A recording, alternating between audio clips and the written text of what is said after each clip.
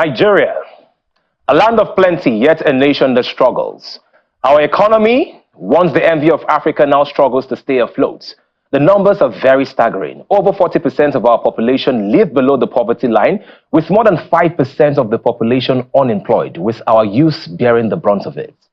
Inflation has eaten deep into our pockets, with prices rising every single day. We now stand at a staggering 34.1% inflation rate. Our debt profile has ballooned up to 121.67 trillion naira, a burden our children might inherit if care is not taken. And yet, we continue to borrow with no clear plan for repayment. Quoting former President Olusegun Obasanjo, Nigeria is sitting on a keg of gunpowder. We need this leadership to have a concrete vision and a plan to turn things around. We owe it to ourselves, our children, and our future generations to act now. My name is Hero Daniels, and welcome to Rubbin Minds. We're starting the conversation with the kind of Nigeria Nigerians want to see. What do Nigerians want? With me in the studio, I have a development consultant in the person of Ojuse Omotayo. Welcome to the program. Also, I have the governance consultant, Dapo Adaramewa. Welcome to the program. Thank you for having me. Good to see you. So, again, over and over again, I'm going to start with you, Dapo. Nigerians keep complaining. The evidence is right there before us, from the fuel price increase to the electricity tariff to unemployment. The issues are so much. What do you make of the situation of the country right now, which has been fueling the protests? I think Nigerians have not had it this bad, to my memory, anytime. And what we want is very simple. It's the same thing the political class want when they send their children to go and live and school abroad. We simply want opportunity. We want to be able to eat. We want to be able to feed and take care of the family. Nigerians are not asking for too much. Ojuse, how would you assess the turn of events? Do you think we've made any headway in terms of progress since the protests started? And where do you think we are currently? Well, let me be clear with you. Before the protest even came up, I knew that nothing will come out of it. Because it takes a government with a vision, you understand, to allow a protest to have a positive result. And as of today, even with the present broadcasts, we have no headway. And we might continue with the situation we find ourselves before the protest came out. And what do you think is the way forward? Well, what I would say is this. Government needs to sit back.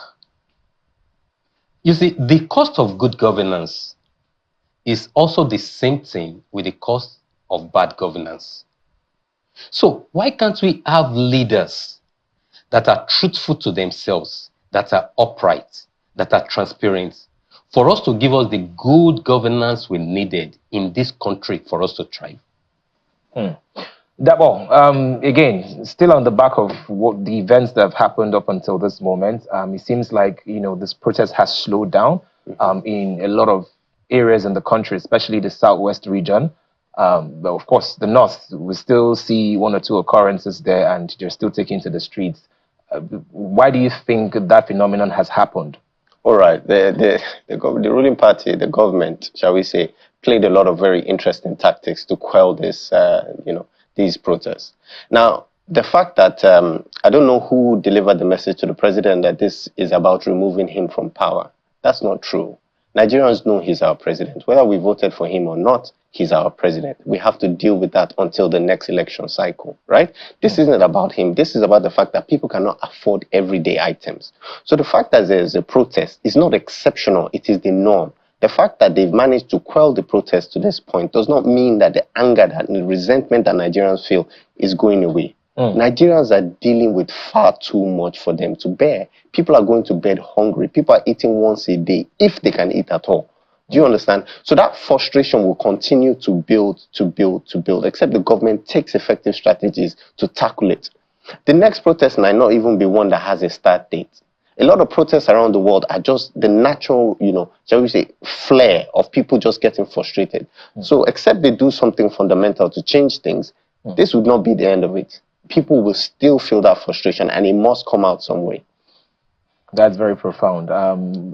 But again, some people have said that if you look at the nature of the protest in the north, that it seems that it's a bit different from the nature of the protests, the original protests, which is the end ban governance protest. You see some Nigerians flying a foreign flag.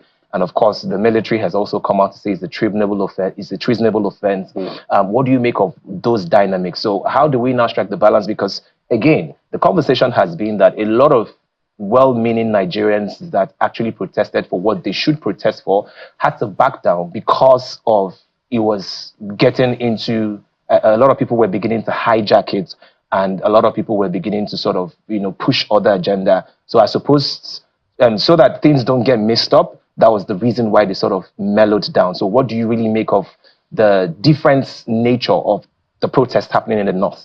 I think it's very natural within a protest for there to be oddities. You cannot gather 20 people in a room and have all of them be reasonable people, right? Anybody that thinks that flying the flag of another country is some formal way of protesting our government is a fool and does not represent the interests of well-meaning Nigerians. We don't want foreign invasion in our country. A lot of Nigerians, like you said, just are trying to vent and say that we've had enough. Now, let us discuss these people that are flying the flags.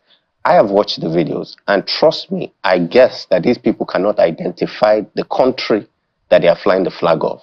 They have no idea what they are doing. These are clearly very ignorant people who have been misled by whatever actors are misleading them to try and, stain, shall we say, the legitimate anger that Nigerians have. And again, let us not discuss these people as if they represent the majority of people.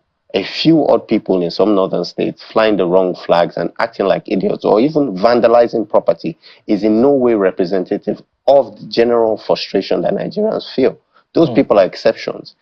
And what are the factors that are contributing to that class of society feeling they don't have anything to shall we say, to gain from our society? They say there's this saying that, a society is in danger where it has too many people within its society who feel they have nothing to lose, right? Who are these uneducated, unengaged, people who are, shall we say, being led to violence, or shall we say, just arriving at that by their own conclusions? How did we get to that situation? Okay, so I'm going to pick a leaf from what you just said. You said uneducated. So it means that whatever label we give them also has to do with the fact that they are a product of a failed system. Because if they knew better, if they were more educated, perhaps they wouldn't approach things as they are approaching it. Statistics stands at 10.5 million children out of school not being educated, and that is a serious issue in this country. Ojushe, what do you make of our educational systems currently, and what is the implication of having so many people that are not enlightened and educated? Yeah, you say the statistics quoted, I want to believe that it is based on the conventional schooling. And that is why we have gotten to a stage where government needs to understand that education has gone beyond the conventional schooling. We have the vocational education. Not everybody have the opportunity of going to conventional school because we don't even have much to cater for all of them. Now, what are the government doing in terms of vocational education? Then in terms of innovation, then things are already changing in the world. Sometimes you may not even need to go to school. In your house, with access to internet, you can go schooling. What are the things that governments are doing to... Now, some of the things, even we ourselves, that you may need some facilities like internet and co. For some time now, the internet facility is bad. And yet these people, they are collecting, they are milking the internet, giving us bad services. So these are even some things that we can use for our education stuff. I was part of the people that developed the medium-term development plan. And in the area of tech education, yeah, I'm happy that some of them are being implemented now with NIDA sponsoring a lot of training for people. So what they need to do is they need to step up. Look at other area of education. Not everybody will go to university. You understand? Not there are some old people. We have older people education. Government need to step up on those things. Vocational education. There is a need for our people to go back. I remember when I was young, my mom, a primary school teacher, she took me to go and learn fashion designing. People were against her at that time. That was 1992. That how could a teacher? But that was the foundation that transformed my creative ability till today. Yes, I went to university, I had my master's, but I can boldly say that I'm not working with any of them. The certificates are in my wardrobe. I've been able to create job for myself, taking care of my family and other people. So government needs to rise up to the task. Look at other area of education. Yeah. You understand? And let us start building them up. And those that are already into it, give them additional support. All right. Let's talk about inflation, because as much as possible, we're trying to cover as many areas of the economy and sort of prefer solution. We'll talk about the problems and then we'll prefer solution. Inflation is at a 24-year all-time high. It has never been this bad. And according to the NBS, the Nigerian Bureau of Statistics, we are at 31.7% just in February. And I think in June, it got up to like over 33%. Yes, the governments have said that they have released certain bags of rice at a subsidized rate. So I'm going to even ask you, have you had access to buying one of those subsidized bags of rice? No. It hasn't reached my local government area. And I don't know anybody who has received those subsidized bag of rice. Now, the issue of inflation is very terrible, right? And unfortunately, the central bank has decided that what they're going to do is increase the interest rate as a way to maybe mop up the excess cash that is around. Now, the knock-on effect of that is that it means, capital is inaccessible for private businesses, right? Now, if private businesses cannot get loan and people can't invest, we can't create jobs. We can't increase, money flowing to people at the ground level. So it's having a knock-on impact, and it doesn't seem to be, shall we say, a clear way out, right? Now, we talk about things like conditional or cash transfers. We don't have the political structure to make it possible to give out cash to people. It has failed. And that's why I think about 2 poverty alleviation ministers or people around that area have been arrested. After their tenure, being probed and investigated. I think one resigned. It's very clear that our political system does not allow for things like cash transfers. So it's time for the government to start getting creative in terms of how it solves the plight of Nigerians, right? We can look at things like food, for example, right? A lot of food trucks that come from different other states, come into the major cities, have to pay all these bribes along the way, right? Let's talk about the fact that the roads are in bad conditions. How can we resolve that so that the food is coming in cheaper to help people at least, let that money go a bit further? We have that. Now, there's so many other things that we can look at to make, to actually get things to people. Now, for example, we're talking about inflation. Everybody's always talking about food. But one thing we're not talking about is healthcare. The Nigeria of today, you cannot afford to get malaria carelessly.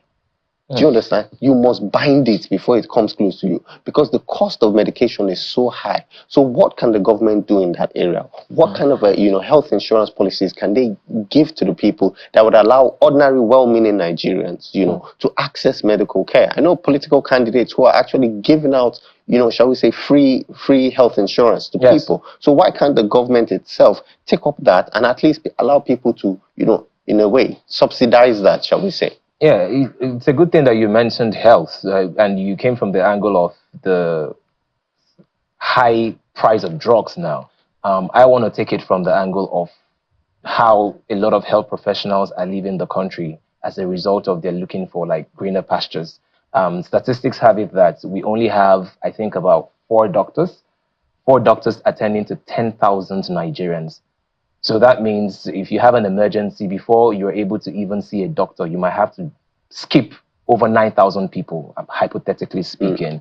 What do you, Adjoshe, what do you make of our health sector currently, and what do you think we can do better? Well, currently Nigeria health sector is in shambles. You see, I'm not talking based on what I was told. I'm talking of personal experience. I remember when we had our baby, we went to a government hospital. We had the wrong diagnosis. We nearly lost the baby. What has saved us, like you mentioned, is that we have a doctor who took personal interest in our case. Now, imagine if we don't have, we would have lost such a person. Along the line, we also discovered that there are a lot of health workers, they need retraining. Aside from the fact that their welfare is not being taken care of. Because imagine a doctor is attending to about 10,000 patients. He's also a human being. There will be fatigue. In a day, I have to attend to about 500 people. I cannot give them a right diagnosis. You understand? And people are losing every time. And there is another issue that I would like to raise. This issue of emergency treatments. Yeah. Of recent, we have lost so many people. They take you to the hospital. Doctor will tell you we cannot treat you until when we get police reports. Yeah. And this is human being, for Christ's sake.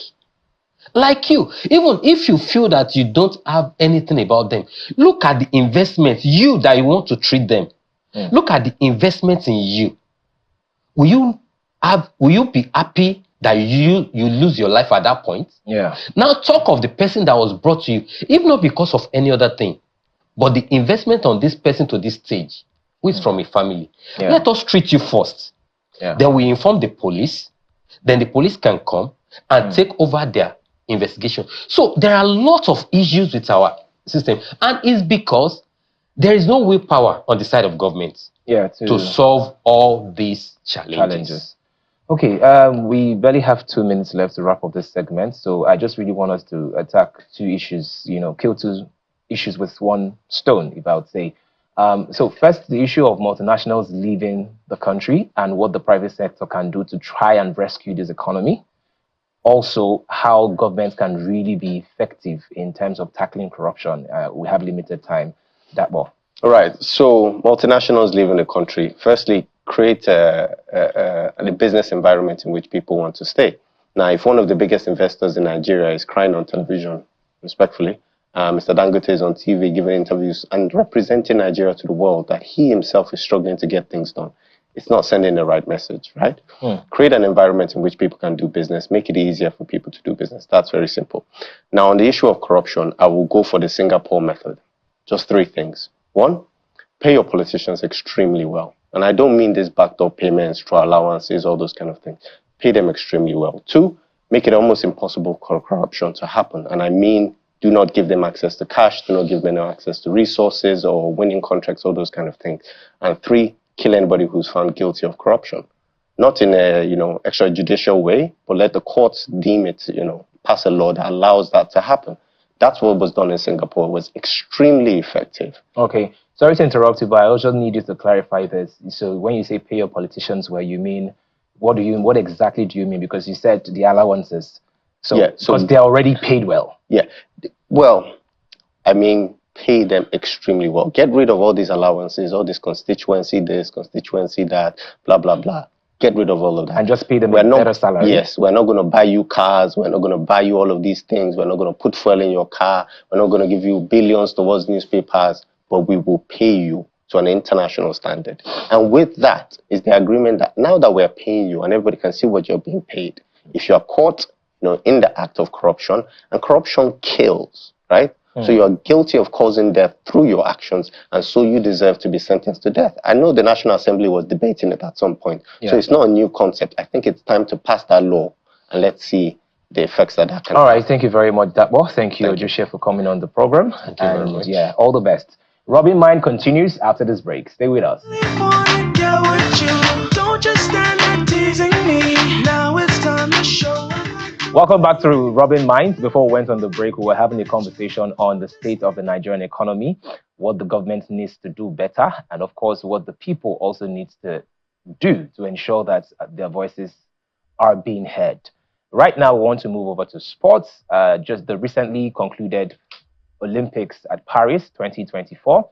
left us a bit heartbroken because out of the 88 athletes that represented Nigeria in 12 different categories, we were unable to clinch a medal. And we had very high hopes for this particular Olympics. Of course, we applaud the athletes. It's not easy, owing to the challenges that they face individually and also collectively as teams.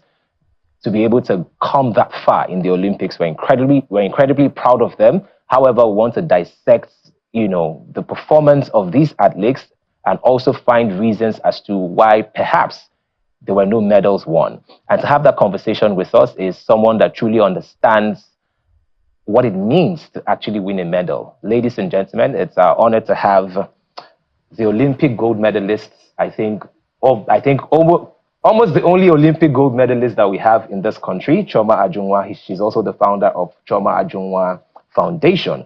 Also, we have correspondents from New Telegraph in the person of Charles Ogundiya. Welcome to the program. Good afternoon. Good afternoon. So, Madam Chioma, first of all, I need you to take us back memory lane. The moment you clinched the gold medal, what was the experience like?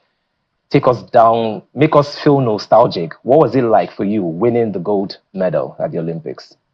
Well, my dear brother, I'm happy being with you this afternoon. Good afternoon, Nigerians. Good afternoon, all the listeners from everywhere in the world. Going down to memory lane, winning an Olympic gold was a great thing, a big deal that has ever happened to me. Actually, when I got to the Olympics, I never thought that I may get the gold medal. But God being whom He is, we thank God He gave it to me. And I believe that when one you work hard for something, definitely it's going to pay off. Mm. I worked very, very hard, personally, not with the help of Nigerian, with the help of God and Chief Dr. Shegu Degwami that took me to outside the country to make sure that I should get a good training. And being whom I am, I really put in my best to make sure that I pay him back. So because of that reason, I worked very, very hard. You see, to win an Olympic medal is not an easy thing. It doesn't come in a mistake. Don't forget, we have over 100 and something thousand athletes coming to fight for one medal. Every country that comes to the Olympics, they are coming bearing in mind that they need that gold. So for you to prepare, they gave you 4 years to go and prepare for the Olympics, and you think that is something that you can maneuver, you do within 6 months or 3 months. No way. So as you lay your bed, so shall you lie on it. The athletes were preparing on their own. It's just like somebody going for training. Yes, I may go to training, and I get to the training ground. I decide to take my bag, carry my towel, spread, and begin to, press my phone. And you were at home. You didn't know whether I was training. But when I come back with my bag. And you say, welcome back from training. I say, thank you very much. You didn't know the way I train. And another thing, we forget that when athletes go to training, if they are training by themselves, once they go there, they train. When they get tired, they will relax. But if you have a coach that is monitoring them, once they get tired, the coach will be worried. They say, my friend, get up. Because the one you do that time you are tired is what brings in the improvement. You see, these are the things we don't know. Each year we say, these athletes, they are there, they are training, they are doing everything. You don't know whether they are training or not. And you forgot that this athlete, they pay for the training ground where they are training. Sometimes they may not have the money to pay. You pay for the gym, you pay for the ground you are training, you pay for sauna when you go, you pay for where you go to swim, because all part is they are all part of training, getting the body prepared. Yeah. So that's one thing we should know. It's important that our country should make proper arrangements for the training of their athletes.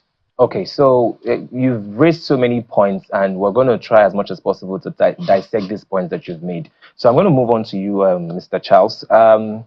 She made a very salient point that Nigeria didn't even support her in terms of getting her training. It was a private sponsorship, and yes, eventually Nigeria took the glory. Also, she has her personal glory, but yes, everybody is chanting Chioma Ujunwa off Nigeria, even though that they didn't necessarily contribute to her. Chioma will get to that so that you tell us the details of that experience. However, with the performance of our athletes at the Olympics, who do you think we ought to blame for their performance? Do we necessarily blame their personal efforts, or should we blame the situation or like the policies surrounding the entire sports industry in Nigeria? Let me start by saying the issue that we face more is the fact that, like she rightly said, no support from the government or whoever ahead of our success. Now, looking at these athletes, they are all professionals. They needed money to get themselves ready for most of the. As a student, those that are in school, NCA is helping them to train and stuff like that, that doing in their school. But those that are pro, there is no way they can do that. So they needed this money. It's so unfortunate that they got to this Olympic before they were given the grants, the normal grant. This is a grant that's supposed to be with them, that is supposed to be using for almost 4 years. And Olympics, like some people will say, it's not just 4 years preparation. It's 8 years.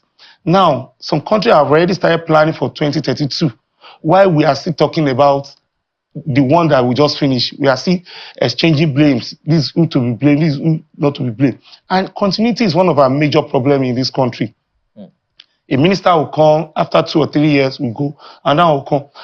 If we don't have this continuity of, okay, Mr. A is doing this, we'll continue from where he stopped, then it's going to be difficult for us to really have these athletes winning us medal. It's just so unfortunate that despite all their own personal efforts going to this Paris Olympic, their efforts totally a total waste, and that's just what happened. Charles, because essence of it is for you to win medal and come back. Yes, Charles, you made mention of the grants, and you said the grant was released very late. I'm aware that the government actually approved about 12 billion naira for this particular Olympics. So you're saying that they did not necessarily trickle down for the athletes to really use that money?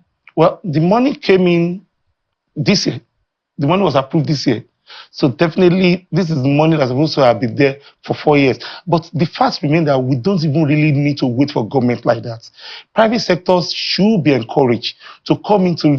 Let's have some private sectors and some of these athletes. Like she rightly said, somebody took interest in her and invested in her to get that goal. You can see what she's saying today. She first mentioned Chief Segun Odegbami, who happened to be a former footballer too. You can imagine what he went through to make her to achieve what she achieved.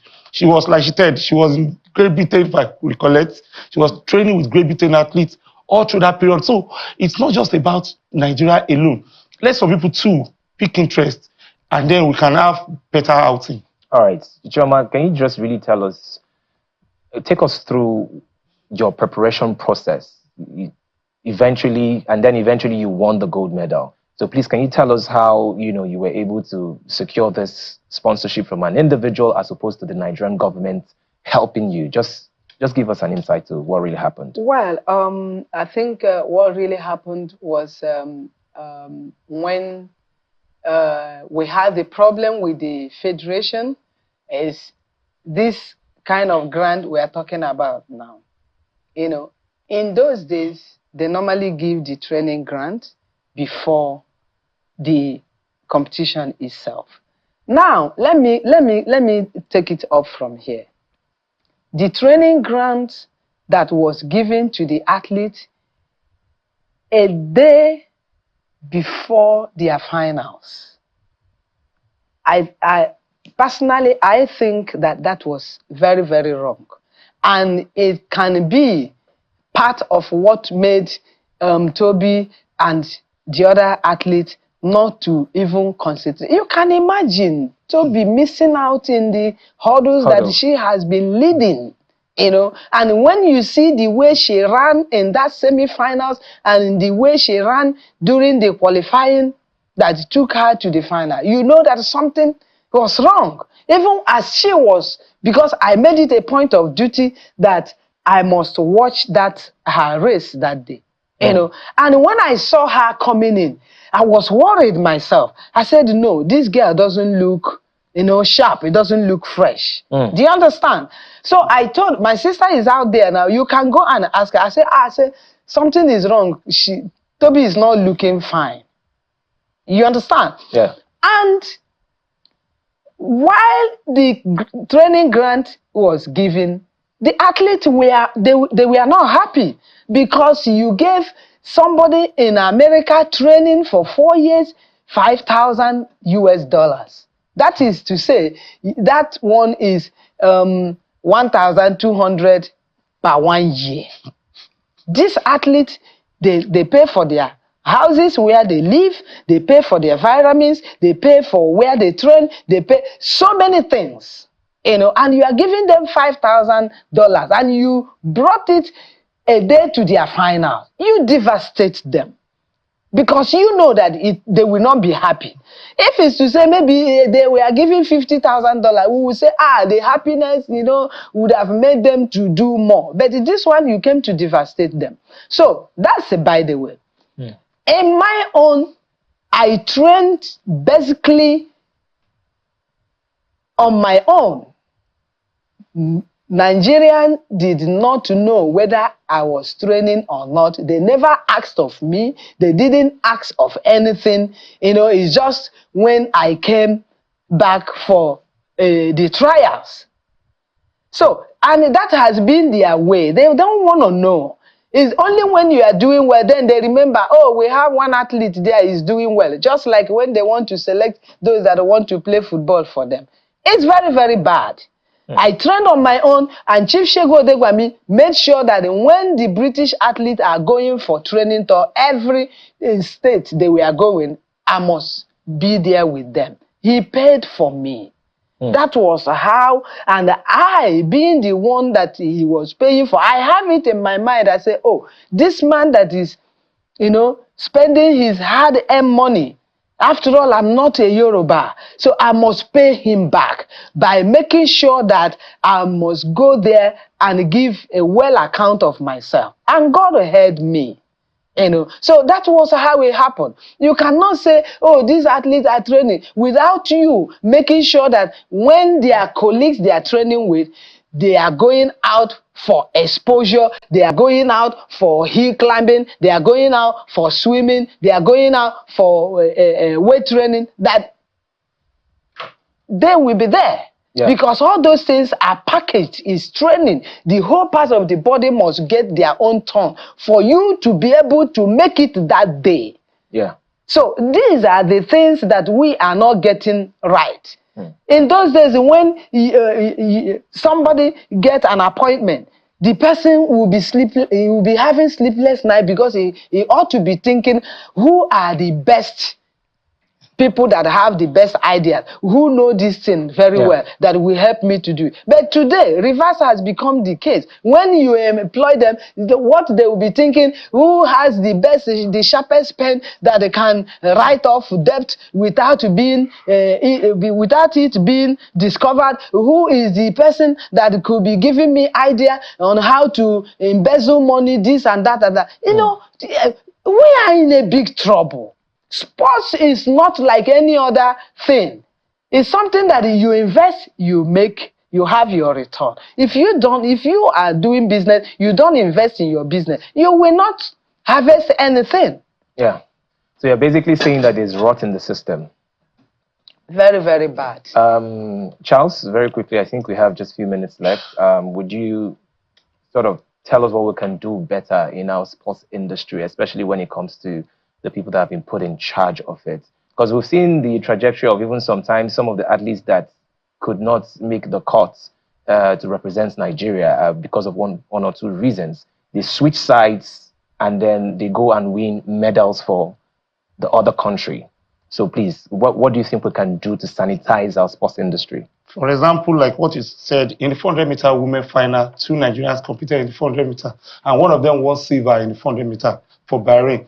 I think the most important thing is let's know where our problem lies, and that is the fact that we don't really have the money there to really support. We need to support these athletes. We need to go back to the grassroots. In the past, there used to be school sports, there used to be school competition here and there. Most of our schools now doesn't even have the training facilities. They don't even have the pitches, the track and stuff like that. Let's start from there, from grassroots. Let's have more people competing. Let them have the opportunity, sense of belonging. And the fact that we want to train our athletes, we should not start because competition is just in 3 weeks' time. Then we'll start training now. Or competition is in a month's time, we'll start training. Let's have a long-term effort, a long-term plan so that we can achieve greatness like others have been doing. Okay, Echukwu, who actually won the silver medal for United States, actually tried to represent Nigeria in 2020 Olympics. And imagine if we had such person representing Nigeria. This is a Nigerian that had to fly the United States flag just because of the failure of the people in charge to actually follow the proper steps to make sure that she gets there. Choma, what do you think we can do better to stop such occurrences from happening? Because some of us I think the country is lucky enough to have some athletes that are even training abroad and they just really want to represent Nigeria. What can we really do about this? Honestly speaking, we need to put the people that really know sports, that really love sports. Because when you put people that really know sports, they will be able to know exactly what to do and when to start doing it. You see, our problem here in Nigeria, even in the sports offices, when you go there, you see people that never, ever done sports for their life. They are the ones running the offices of sports. Even people like us, I could remember when I went to Ministry of Sports, the people there didn't know me. Yes. But with laughter, I said, I will find you. That is the kind of mediocres you can find in Nigerian sports offices. You know, because a lot of people don't want to say it because they don't want anybody's problem. You know, so that is the problem we have. When you know, because you cannot give what you don't have. You see, sports council need to be brought back. You know, school sports, grassroots sports, secondary school, primary school, interlocal government competition. These are the breeding base. That was why people like us, Mary Onyali, Tina Ihiagbam, Fatima Yusuf, Charity Opara, Chrissy Opara Thompson, or the host of others. That is the breeding base. That's where we came out from. So since governors, they have refused to fund the sports council in each state, it's not possible, my brother. Because even the Federal Ministry of Sports cannot go to inside the villages to go and know who that is good in sports. Somebody in that village must be the one to identify these young ones. So I believe strongly that if school sports is being revamped, you know, and interlocal government competitions, sports council, that is where you employ these young lads that will take it anytime, any day you call them, they will run, they will jump, they will do anything for you. And it will be very, very competitive with every state. I was there. Yeah. Do you know that Ebele, our former coach that died 2 years ago, Brown Ebewele, went to the east and carried the whole athlete from the east and went to the north, Kano State. And then Kano was reigning, you know, because they were employed in sports council in Kano and they were training there day in, day out. Every sports council, when we come to Unique Classic, the competition is so competitive, and that is where the athletes were improving. Yeah. So with your wealth of experience, with all of the things that you've achieved, are you saying that none of the government parastatals or even those, the people in charge of sports have approached you for some sort of appointment or even consult you moving forward? They can't do that. You are a threat to them. Person like me, I'm a threat to many people. They have never approached me. So if you can't do what they are doing, to hell with you. So do you think, because again, with the state of the economy and with what's going on in the country, do you think the government needs to really, invest in sports to not just obviously make the country better, but to really engage the youth? Because sports is something that a lot of youths are heavily interested in. What do you think? How can we leverage on that? You see, I thank God that the Minister of Sports right now, he was in Paris. He saw it all. I only feel for him because if he's not being given open hand, definitely he can't do nothing. You see, even the people that they surround themselves with as essay this, essay that, they are not doing their job. Yeah. You understand? All right. So minister have seen it all, and I think he has to come back, sit down and think who and who could be his essay, who and who he will be working with in order to, remove this shame and bring a good mark, landmark for us. Thank you very much, Choma Jungwa, and thank you, Charles Ogundiya. Thank you so much for the conversation. Rubbin Minds continues after this break. Stay with us. Don't just stand there teasing me. Now it's time to show. Welcome back. This is Rubbin Minds. Before we went on the break, we were having conversations around the economy. Also, we moved on to sports, and right now we want to talk about one of the very critical industries that has been contributing massively to the GDP of this great nation, which is the entertainment industry, particularly Nollywood. We need to talk about the new vistas in a growing industry. What can we do better? Where are we right now? And where can we take it from here? With me in the studio to discuss this is the founder of Movie in the Park, Ihechi Obara. Welcome to the program. How are you? I'm very fine, thank you. Good afternoon. How are you? I'm good. Good to see you. Good to see you too. So, Nollywood has seen a tremendous growth, in the past couple of years, and it just keeps getting better. We've seen films that we put on streaming platforms.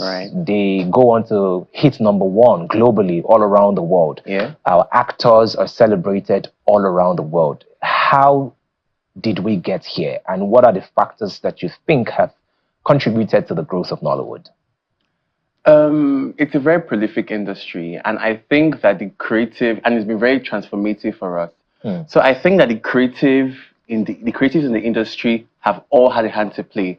The consumer behavior has been changing, and so what the people in the industry have done is find a way to adapt and make everything better. From all the years that we've come by, we've been able to adapt and make sure that they're able to suit into what the current culture is saying. That's why we've been able to do good. Amazing. What did you think we got right to be able to sort of change the international perspective of Nollywood? I mean, I know that for hundreds of years, our stories have been mined by the international community. They will republish it, and then they will now make a blockbuster. And that's why you see that several movies, when they're trying to depict a Nigerian accent or an African accent, it all sounds the same. Because they just muggle up all this information. But now, Nigerians, Nollywood, the African industry, we are now making our own films, forming our own narrative. What did you think we did to alter that? So I feel like there was a time not so long ago where there was a major shift, in the industry as a whole. Now the originality and the authenticity shines through. I think since when we started telling our original stories by ourselves, people started to believe in the vision of our industry more. And I also maybe think because of budget. So because we got the budget, we got the funding, streaming platforms came in and penetrated Nigeria, we were able to now tell our stories and, get tell our, our day-to-day activities by ourselves, and nobody does your stories justice than you would do it. So I think that was just the change that happened. We got the budget to do it, and then we started to tell our stories by ourselves. Well, speaking of budgets, as much as we have been doing incredibly well, there is still a lot of room for improvement. True. And I think that budget is still a big issue. Very. Money is still a big issue. Very. Investment is still a big issue. If we look at our counterparts like the South African movie industry, it seems like it's more structured. Seems like they have more money to do more films. Yeah. Let me not use the word more films. Nollywood will produce more films, but to do better films. Yeah. How do you think we can hack this? How can we get more money? How can we get more money? I mean, so I would say this, for example. I know some movie makers who are very particular about quality over quantity. So they'll rather do one movie in 2 years, but do it very well, or as opposed to 20 movies in 1 year or 10 movies in 1 year and not do a great job. I feel like if we were able to concentrate or able to, how do I put this now? If we're more particular about the quality of work that we put out, there's a better tendency of getting more investments into it.